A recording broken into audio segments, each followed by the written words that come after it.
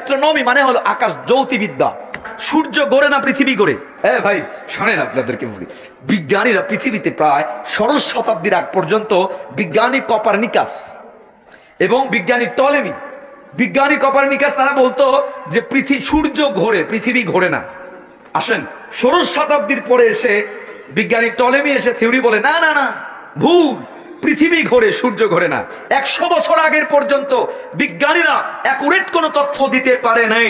বর্তমানে বিজ্ঞান হাজার গবেষণা করে এই সিদ্ধান্তে পৌঁছে যে পৃথিবীও ঘোরে, চন্দ্রও ঘোরে, সূর্যও ঘোরে। এবার কোরআন কারীমের 23 নম্বর পারা, 36 নম্বর সূরা ইয়াসিন, 40 নম্বর আয়াত, লাশ-শামসু ইয়ানবাগী লাহা أن تدرك القمر ولا الليل سابق النهار وكل في فلك يسبحون বলেন আল্লাহু আকবার।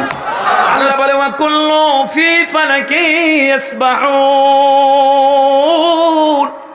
আল্লাহ বলে শুধু চন্দ্র নয়, সূর্য নয়, আল্লাহ বলেন যত গ্রহ আছে পৃথিবীতে, পৃথিবী, চন্দ্র, সূর্য, গ্রহ, ইউরেনাস, নেপচুন, প্লেটো, আল্লাহ বলেন যত গ্রহ উপগ্রহ আছে সব কিছু আল্লাহর হুকুমে ঘুরতেছে।